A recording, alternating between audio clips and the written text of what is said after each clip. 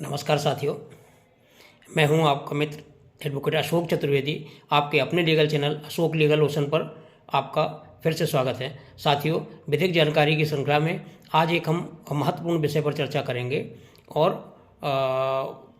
देखिए साथियों, हर टॉपिक कुछ न कुछ हमें सीख दे के जाता है। हम लोग फाइट करते हैं जब लिटिगेशन में, तो सबसे पहली बात ये रहती है कि हमें ये ध्यान रखना चाहिए कि हमें क्या नहीं करना है। क्या करना है से ज़्यादा क्या नहीं करना है वो ज़्यादा इम्पोर्टेंट रहता है। कभी कभी छोटी छोटी गलतियाँ ऐसी हो जाती हैं कि जो हमारे लिए आगे चल के बहुत ज़्यादा दुखदायी हो जाती हैं, और उनके गलतियों की वजह से हमारा केस का पूरा रुख ही मुड़ जाता है। साथियों, आज एक हम बहुत महत्वपूर्ण टॉपिक पर चर्चा कर रहे हैं। साथियों, इसमें मामला ऐसा था कि बेमेतरा, छत्तीसगढ़ में बेमेतरा ज़िला है, तो वहाँ पर एक जो महिला थी श्रीमती सीताबाई साहू।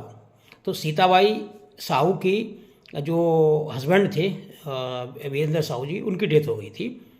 तो अभी ये जो केस का जो मैं बता रहा हूँ, ये केस क्यों उठा, क्या मामला इसमें, जो जब उनकी पति की डेथ हो गई तो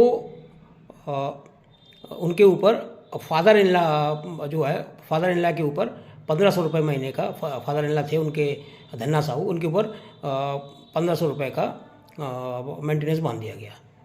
तो इस 1500 रुपये का मेंटेनेंस के जब उनके ऊपर बांध गया, तो उनके जो फादर इन लॉ थे धन्ना साहू, वो माननीय उच्च न्यायालय छत्तीसगढ़ बिलासपुर में इसके अपील में गए। तो ये अपील जो है वो जो फैमिली कोर्ट का जजमेंट था 1500 रुपये का, उसके अगेंस्ट में था। अब इसमें क्या हुआ कि ये केस जब माननीय उच्च न्यायालय बिलासपुर में पहुंचा, तो उन लोगों ने जो मतलब काउंसिल थे धन्ना साहू, जो अपीलेंट थे इसमें, इस अपील में, तो उन्होंने पूरा इसको देखा।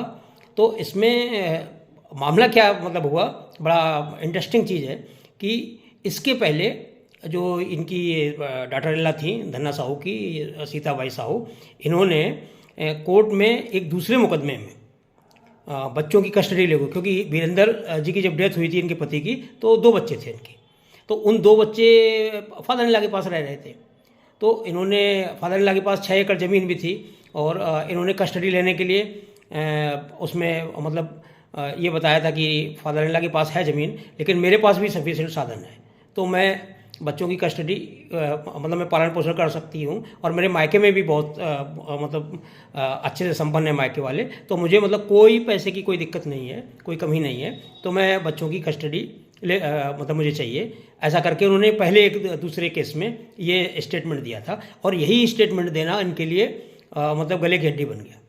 तो जब ये अपील धन्ना जी ने की, अपन फिर उसी मुद्दे की बात पे आ जाते हैं। तो धन्ना जी ने जब अपील की, तो धन्ना साहू जी की अपील में जो इनके काउंसिल थे, उन्होंने इसी चीज़ को बार बार जोर देके कहा माननीय उच्च न्यायालय के समझ, कि ये आज मेंटेनेंस मांग रही हैं, और ये कह रही हैं कि मेरे पास अपना गुजारा के लिए कोई भी सोर्स नहीं है, कोई पैसा नहीं है मेरे पास, कोई इतनी संपत्ति नहीं है।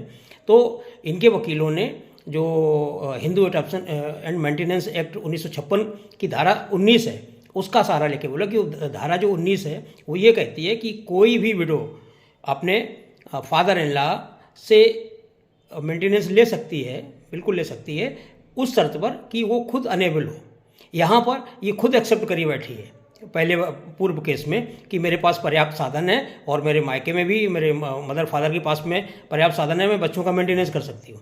तो उस चीज़ का डिनाई नहीं कर सकती थी। तो इसी चीज़ के लिए इनके काउंसिल ने धन्ना साहू के इस जो Hindu adoption and maintenance act 1956 की धारा 19 है, इसका इन्होंने पूरा डिटेल में मतलब बहस की, और ये बोला कि ये तो हर तरह से संपन्न है, और कुछ को क्योंकि जो एक्सेप्ट कर चुकी है उस एक्सेप्ट को तो नकारा नहीं जा सकता है।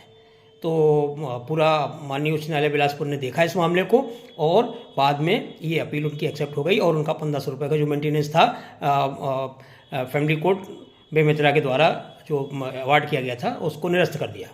तो अभी देखिए साथियों, मतलब इसमें जैसा कि मैंने बोला कि हर केस कुछ ना कुछ हमें सीख देता है। इसमें कहाँ गलती हुई महिला से, पत्नी से, कि उसने पहले वाले केस में ये एक्सेप्ट किया मेंटेनेंस लेने के लिए। तो आप ऐसा डबल ट्रेंड नहीं कर सकते हो, डबल स्टैंड आपको नहीं ले सकते हो कि एक जगह तो उसी आप कह रहे हो कि नहीं नहीं, हम हमारे पास सफिशिएंट साधन है, और एक बार कह रहे हैं कि हम बहुत कंगाल हैं, हम तो अपना पालन पोषण कर ही नहीं सकते हैं। और आप जो फादर इन लॉ हैं वो साइड में डॉक्टरी भी करते हैं, उससे भी कमाते हैं वो सब करके, लेकिन पहले तो कह बैठी थी। तो इसमें बहुत आप लोग जब पिटीशन का अपना जवाब बनाते हैं, ध्यान रखें। ये मतलब मैं सभी के लिए ये बोल रहा हूँ कि ये छोटी छोटी गलती हमारे लिए बहुत परेशानी का कारण हो सकती है, तो इसको ध्यान में ज़रूर रखें और उसी हिसाब से अपना रिप्लाई बनाएं। तो इस जो वीडियो को, इस जानकारी को देने का मेरा मतलब ये था कि आपको अवेयर करना था। साथियों, मैं समझता हूँ कि ये जानकारी आपको अच्छी लगी होगी। अगर अच्छी लगी हो तो मैं जैसा कि हमेशा बोलता हूँ, अगर आप मेरे चैनल पर नए हैं तो सब्सक्राइब कर लें और बेल आइकन को दबा दें, तथा इसको लाइक और शेयर करना न भूलें। और साथियों, मैं फिर बार बार आपसे बोल रहा हूँ कि सब्सक्राइब करने के आपके कोई भी पैसे नहीं लगते हैं। अगर आप सब्सक्राइब कर लेंगे तो आप हमारे चैनल के मेंबर बन जाएंगे और आपको समय समय पर नई नई जानकारियाँ मिलती रहेंगी। और साथियों, वीडियो को पूरा देखा करें। आप लोग बीच से छोड़ देते हो तो आपको पूरी जानकारी नहीं मिल सकती। वीडियो में कुछ चीज़ें ऐसी रहती हैं कि जो मतलब वीडियो के अंत में तक रहती हैं, तो आप महत्वपूर्ण जानकारियों से वंचित हो जाते हैं। तो साथियों, इस चीज़ का ध्यान रखें। और आज के लिए बस इतना ही। अपना बहुत ध्यान रखें। जय हिंद।